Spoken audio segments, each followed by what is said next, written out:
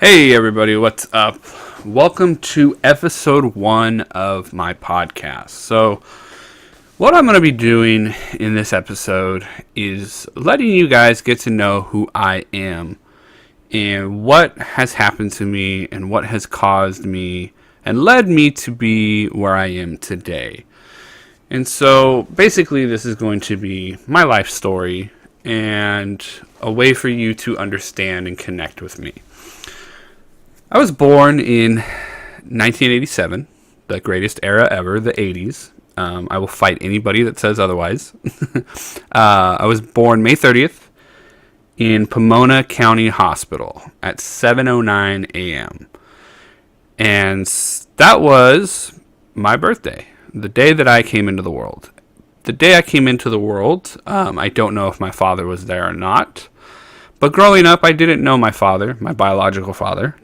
And to this day, I still don't know. I'm still searching, trying to find him.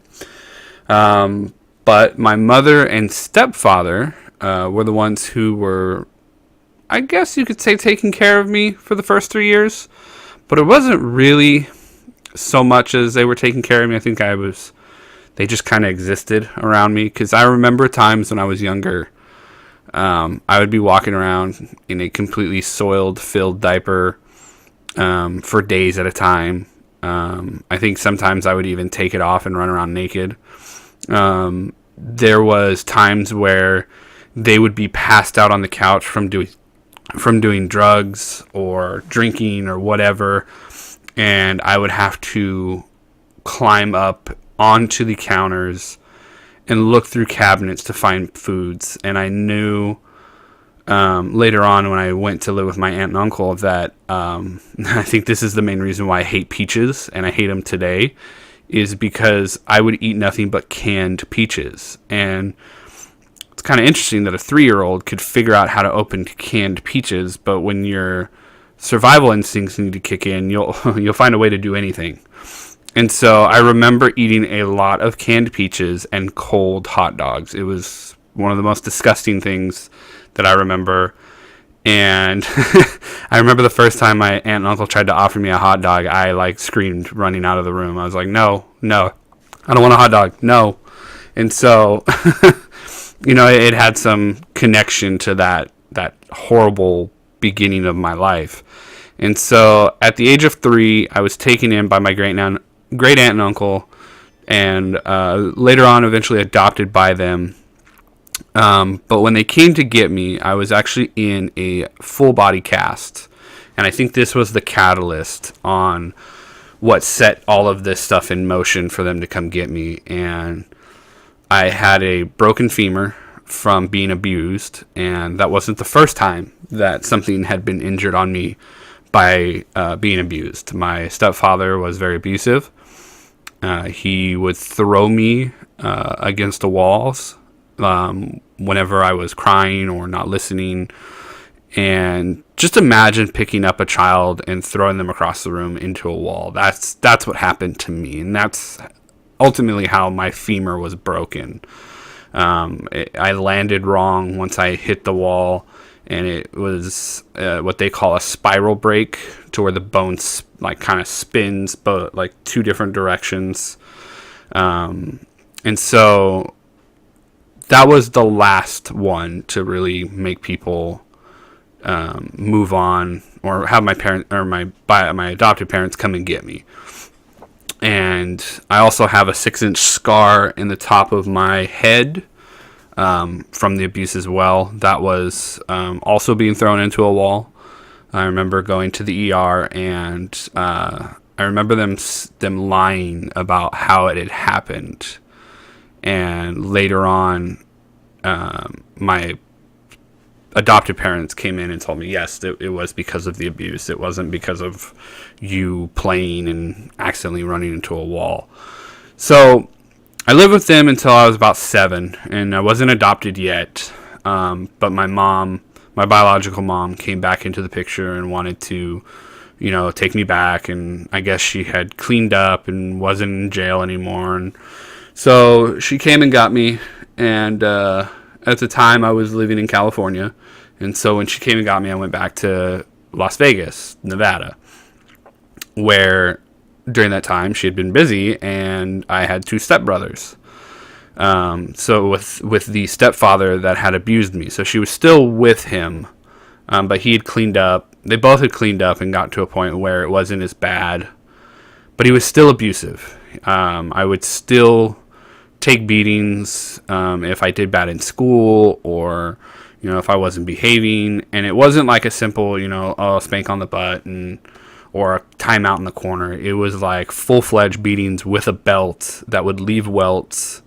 Sometimes he would strike me with his hands.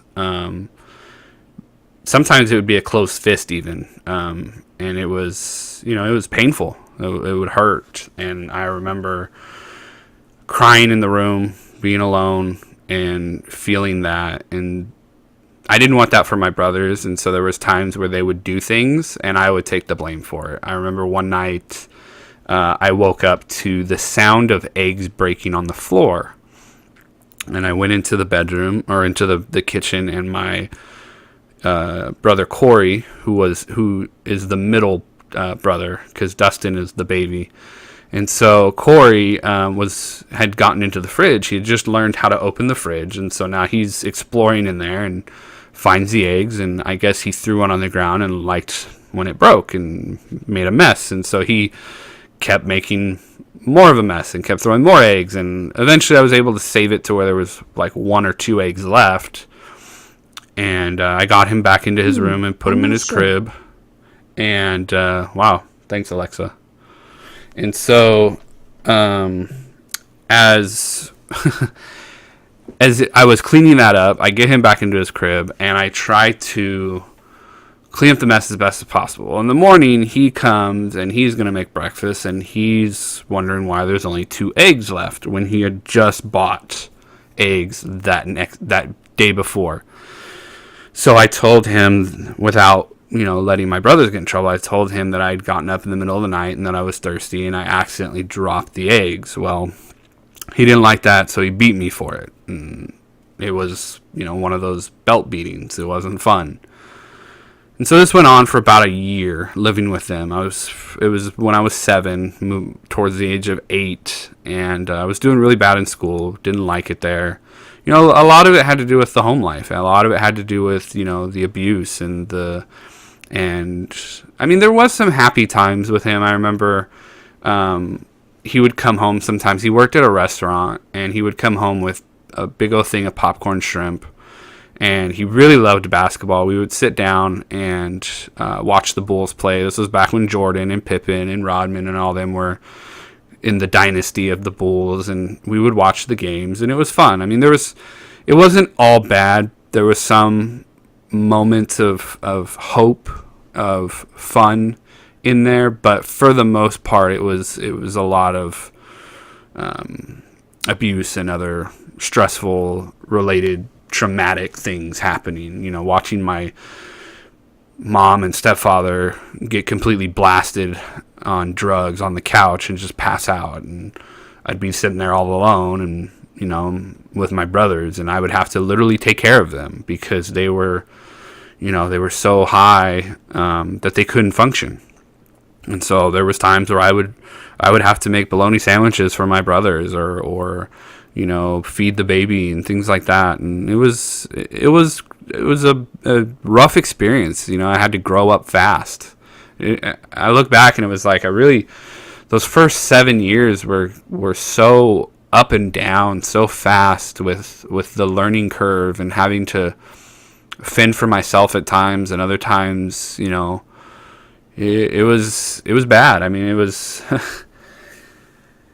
it was a painful experience. I'll tell you that. It's to this day, it still kind of brings back some things. And so eventually, my mom got arrested for stealing. She was working at 7-Eleven, and I guess she was taking money out of the register every night, and they finally caught her. And so she went back to jail, and my stepfather was to a point where he didn't want to deal with it anymore. So he got in contact with my great aunt and uncle, and they came and picked me up. And then he took my stepbrothers and him up to Washington, where his parents lived. And so it was kind of like the split of my family. Like my mom's in jail, my brothers are away from me, and now I'm somewhere else.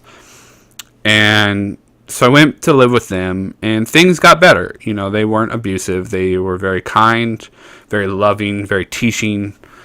And that's probably one of the biggest turning points in my life, is when I was taken back into their home. And so I was, let's see, I was about 8 at the time, and we were back in I was back in California with them, and starting grade school. And you know, it's being somebody who came from all of the stuff that had transpired, all of the abuse, all of the rough part of the childhood at the beginning there. It took me a couple years to get acclimated in a new school, you know, to learn new people, to make new friends, things like that. But it wasn't all fun and games just because I was not with my mother anymore. You know, it was a new environment and new challenges. And eventually one of those new challenges that came along was being bullied. And I was bullied, and I guess you could say I'm still bullied to this day. But I was bullied from the 3rd grade or 2nd grade, I think first grade is when I started there. Yeah. Well, I flipped back and forth. But anyway, 2nd grade all the way until now. And it's changed over the years what the bullying has been. But it started off with, the main thing is I have a lisp. You know, my jaw when I was born wasn't like everyone else's. I had a huge underbite. My teeth were crooked. My top palate was very small. And so it caused these issues of the lisp happening. And also, you know, kids are mean. They find any way they can to try and make fun of you and try to bring you down so that they feel better.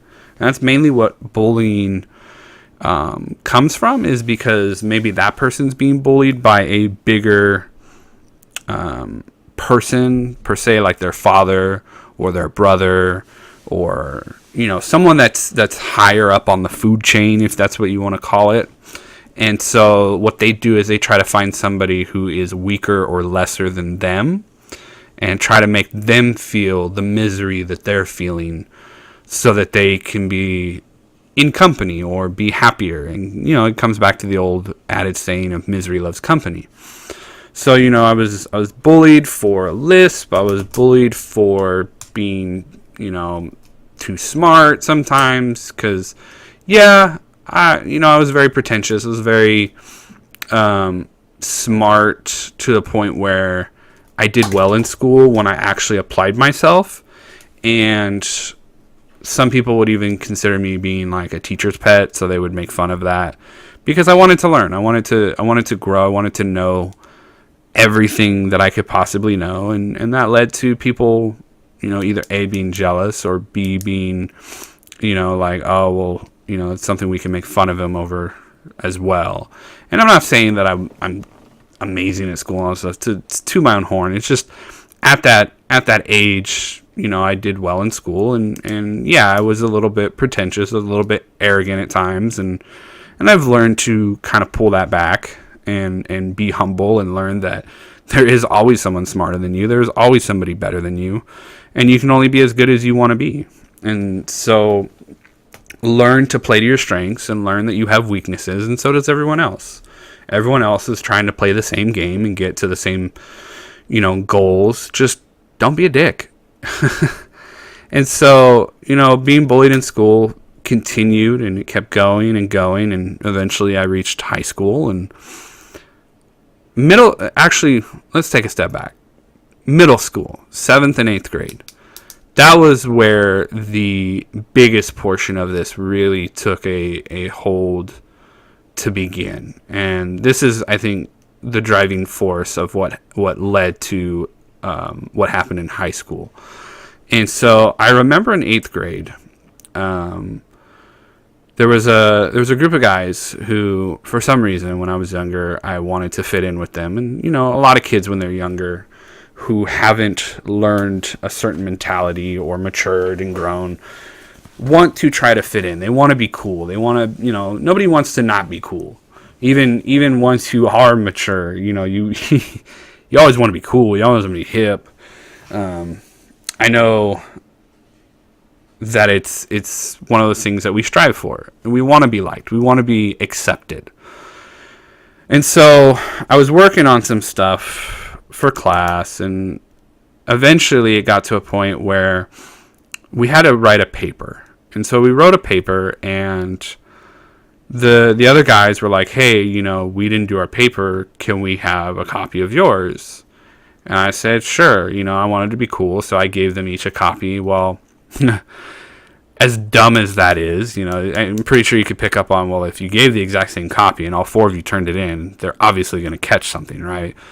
Well, you're not wrong. They caught us, and they pulled all of us aside, and they talked to us all about plagiarism and, cheating and all these other things. And so because they got caught as well as I did, they really started to bully and even at times tried to jump me at one time. And so I took that and was like, you know what? I'm going to get back at these guys because this is bullshit. Like, I try to help you out. Yeah, we got caught, but don't take this out on me. Like, I was just trying to help.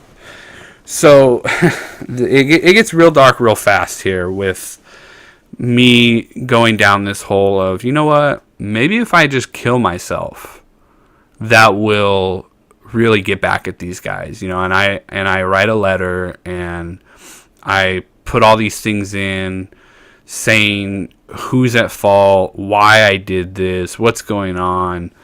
And if I kill myself, it'll have such a great impact. It'll really get back at them. And so I went forth executing this plan. I wrote out a letter. I wrote out all of the things that I wanted to say and get off my chest and, get back at these guys. And I even called each one of them to really drive the dagger in and, give them that sense of warning that it was about to happen. That way they got a early warning of it and they could kind of, try to fix it if they wanted to, but I don't know how they would have fixed it. But the fact was, it was really to just put that anxiety and that anticipation into them and just kind of, stick the dagger in before it actually happened. So I went forth and did this. I called all three of them and, really let them have it. And I go to school the next day and I'm called into the office, and the principal is there, my parents are there, and the other three kids are there too, the other three boys. They're sitting off to the side, and they all look distraught and like they're about to cry and all this. And in my head, I'm kind of like, well, it's nice to see that they're crying. It's nice to see that they're in pain. And so I get called into the principal's office, and they're talking with my parents and me, and they're saying, that I told these three boys that I was going to kill myself, and they wanted to know if it was true. And so this is where I had to sit there, and I was in my head thinking, okay, so there's two ways I can go about this. And one way is I can lie and just say that it was all bullshit, it was all made up, I don't know what they're talking about. Or the second way is I can come forth and be like, yes, I'm going to kill myself. There's nothing you can do about it. And, I don't want to deal with this stuff anymore. And some of you may be listening to this going, well, that's not true. There's not only two options there. Well, at the time, being the kid that I was, that was what I saw. That was, you have the blinders on, you have this thought process, and you're really a one-track mind when you're going through this whole suicidal process.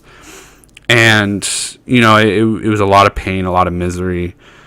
And so I eventually kind of combined the two and was like, no, I was never really planning on killing myself. I just wanted them to think that I was, so that they would atone for their actions, that they would be like, oh shit, like what we say and do actually has consequences. And so after my parents had heard that, and after the principal heard that, they kind of put me on like a suicidal watch thing. And after having that whole experience happen, the following day I was kind of sitting there in my room thinking about it, going, you know what? It's not worth it if I kill myself, because then I let them win. I let them come out on top, and I give them power over me. And so I looked at it like, you know what? This did what I wanted it to do, even though it wasn't the right thing to do, even though it wasn't something that you should do as a human being to another human being. But being somebody who was in my young youth, my teenage years, you know, I saw it as an option. And so looking back at this as an adult who is, I guess I want to say I've matured, but you know, we're always maturing. But I look back at this and I go, I would never do this again, and I would never tell somebody this is what you should do to get back at somebody. I think about it now, and I have the empathy of looking at it of just, damn, that was harsh what I did.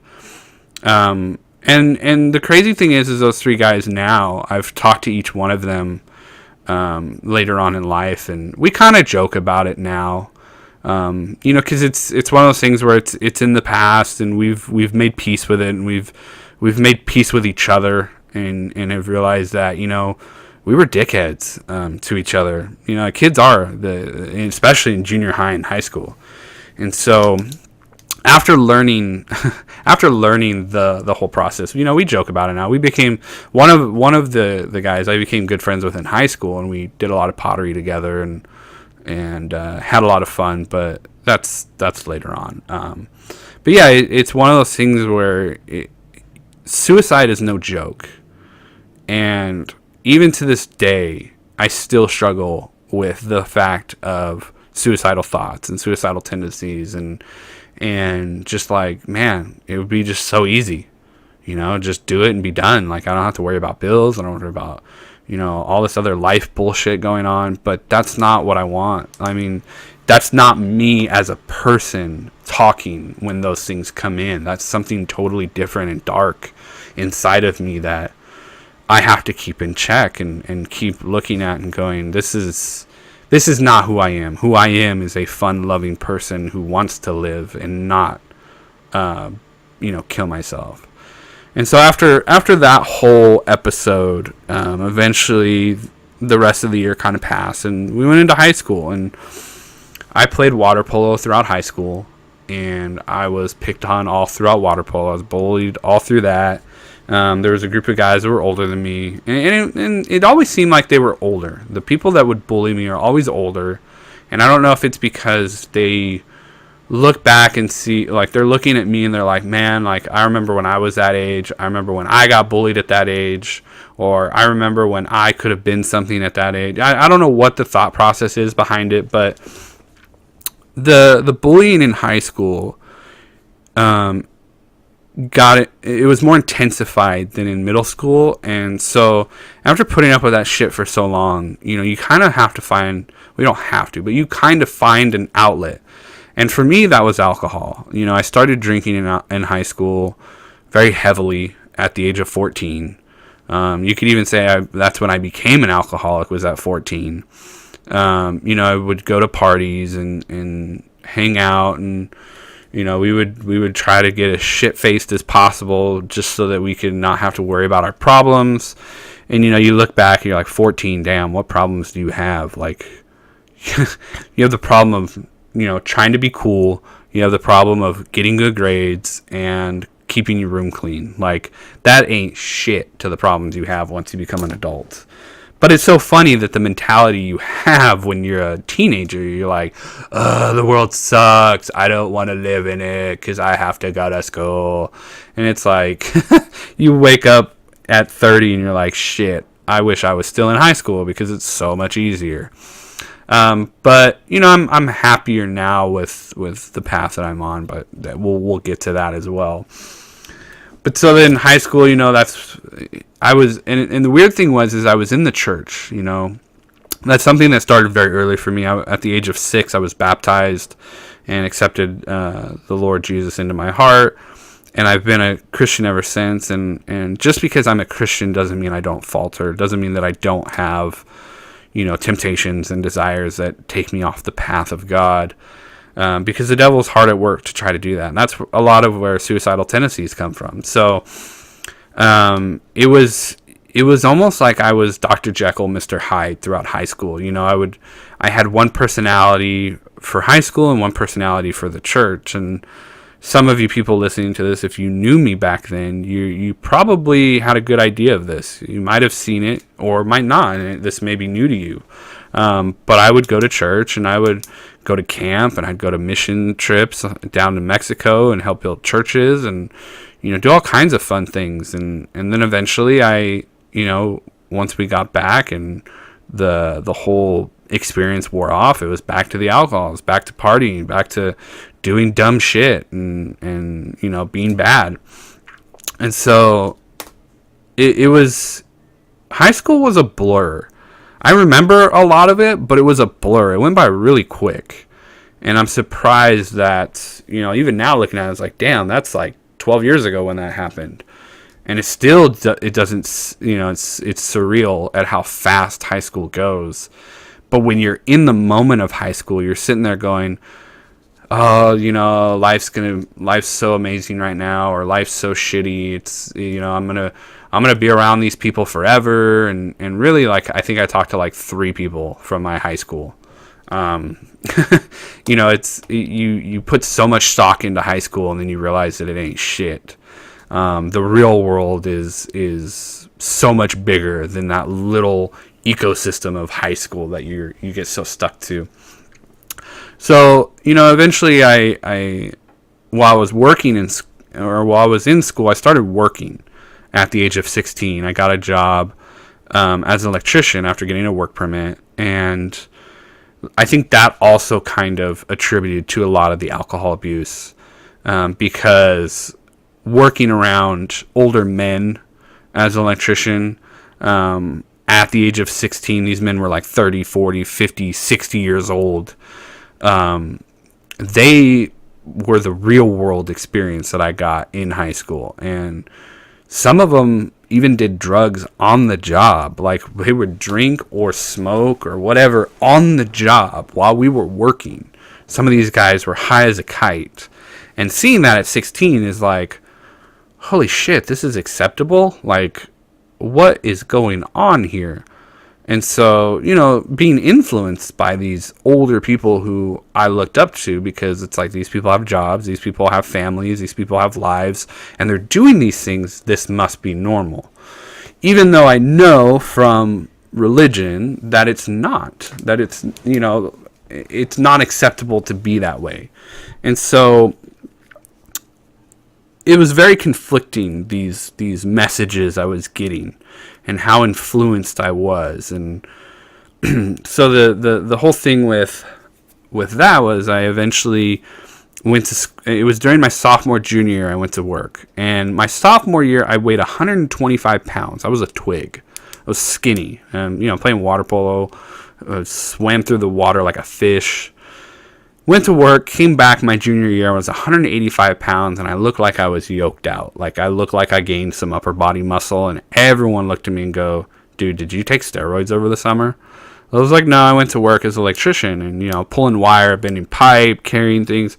It was like natural weightlifting. So, I got yoked out to a point, and even that I was being bullied on. So it's like almost anything you do in life will have, you may or may not experience some negative feedback. And that's what I perceive bullying is negative feedback from people, because it's not positive. It's not anything good. So looking at that, I was like, man, am I fat? What's going on with that? So I worked on that, and a lot of the drinking led to, so I started to gain weight pretty quickly. By the time I hit freshman year in college, I was 205 pounds, which I wasn't happy about it, but I really didn't take any precaution or any action to do it any better. I continued to eat fast food because it was comforting. And so that the alcohol, the fast food, just the poor lifestyle, really, really began to take a toll. And it was bad.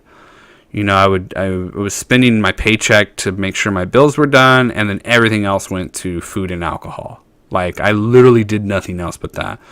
And I mean, I was playing Magic the Gathering and traveling, and as that was going on, it was one of those things where restaurant, it's really good, and you continue to do that, and eventually it gets to a point where you're like super overweight and your health is failing and you're doing terribly because you're not getting enough sleep, because the food is making you stay up, and so all this other stuff's going on, right? And it eventually caused me to hit rock bottom at the age of 25. I decided, you know what, I seriously need to make some changes in my life. The fact that at 25, I'm living in a shitty one-bedroom apartment, no internet, like no good furniture, like my furniture is just utter crap. I have a bed and a dresser and maybe like a rinky ass couch, no tables, no chairs, no nothing in case somebody comes over. It's in like a shitty part of town.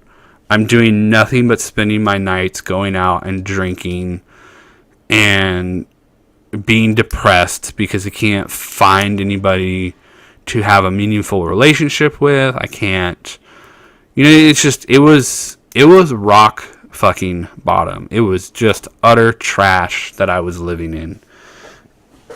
And the turning point that really broke me out of it, I still remember it very clear to this day, because it was a very, very real and painful realization that I went through, and I still remember it. It was we were at a friend's house drinking, and I had heavily drank that night. I was pretty fucked up, and some guy wanted to start picking a fight with me, and I was like, I'm not having this shit. Like, I'm leaving. And my friends were like, no, you can't go. You've been drinking. I said, I don't give a shit. I'm leaving. Like, I don't want to deal with this. This guy's an asshole.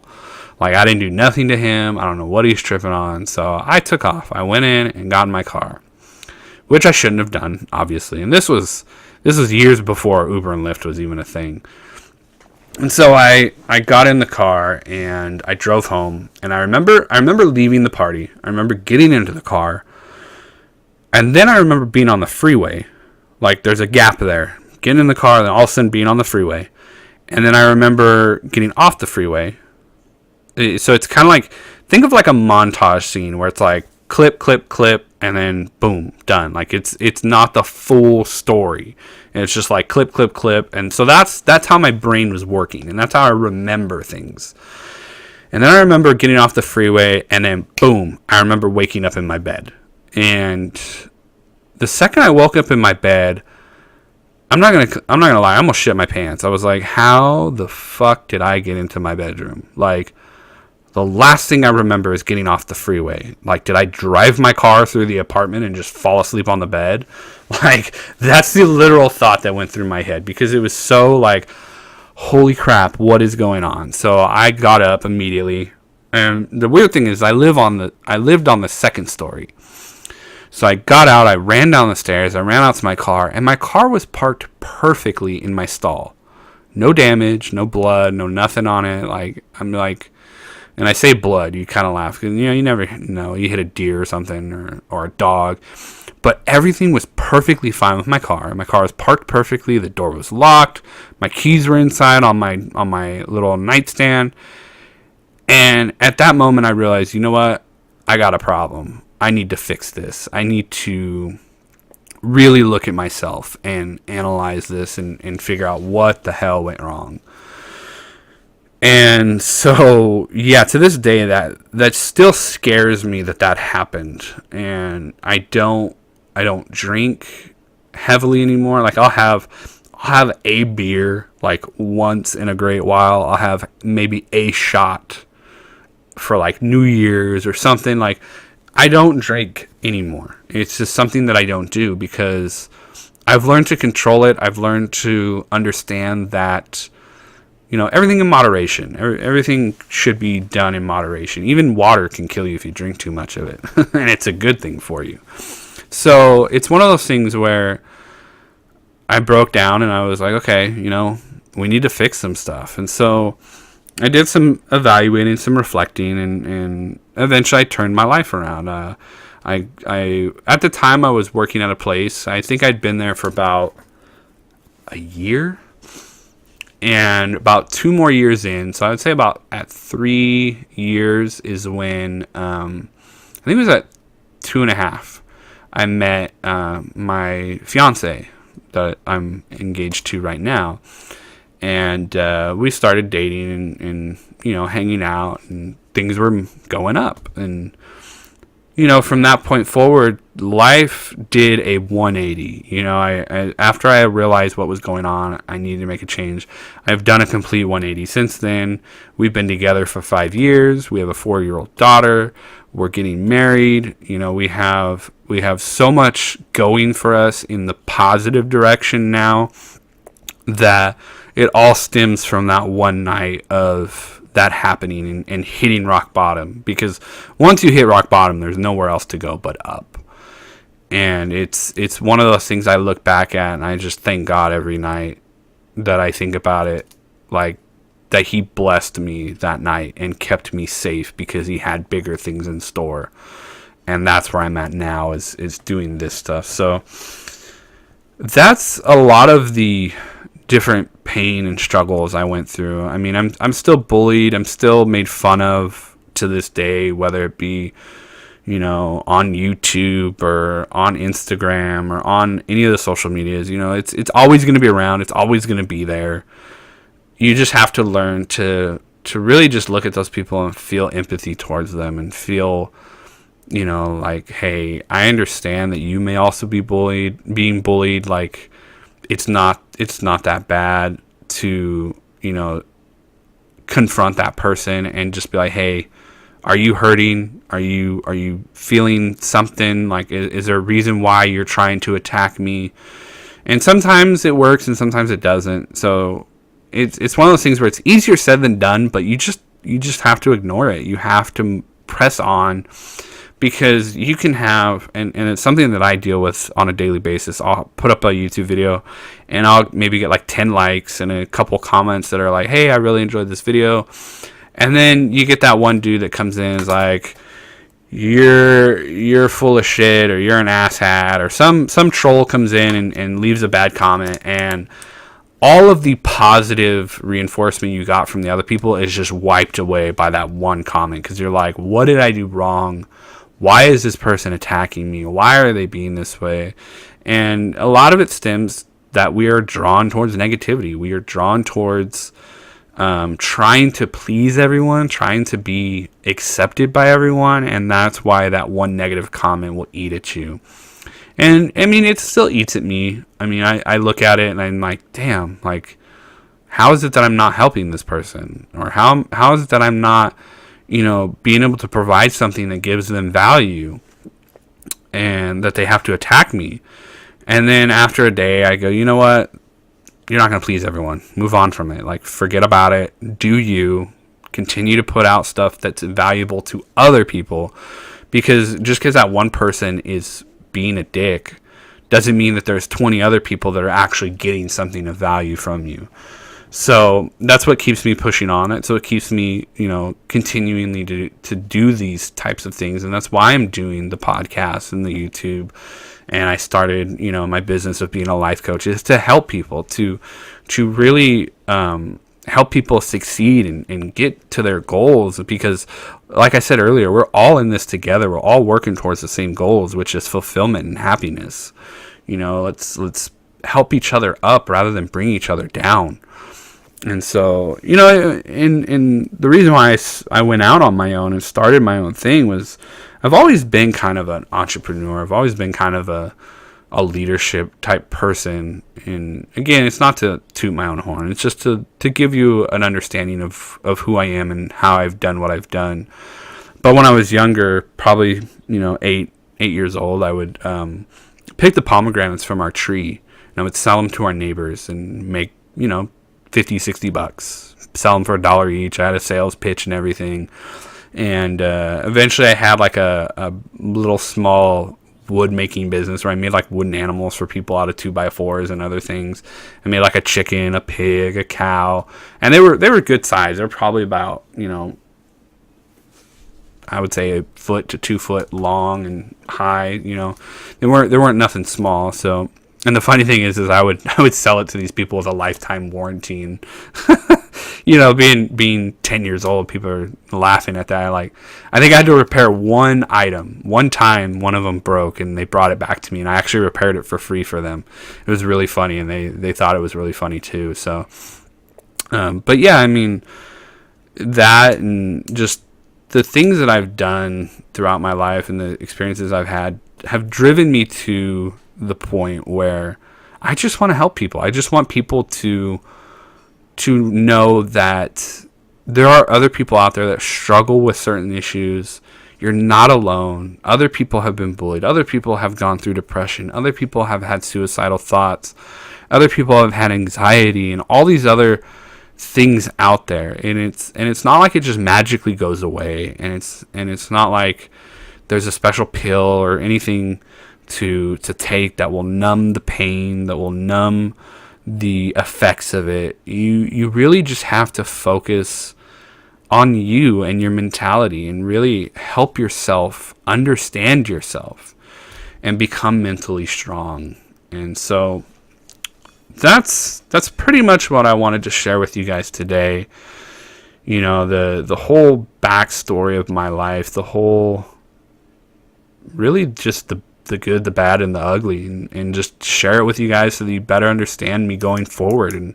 And when you consume my content and see me, that it's really from the bottom of my heart to try to help you guys. And I do care, and I do want to be able to help as many people as possible. So, if you ever feel like reaching out to me, contact me through any of my social medias. I'll be more than happy to respond. This podcast will be up on YouTube. There'll be a video version of it. So if you want to go check it out, you can see my ugly face. But, I just wish everyone the best. And most importantly, I hope everyone has a wonderful day, and God bless.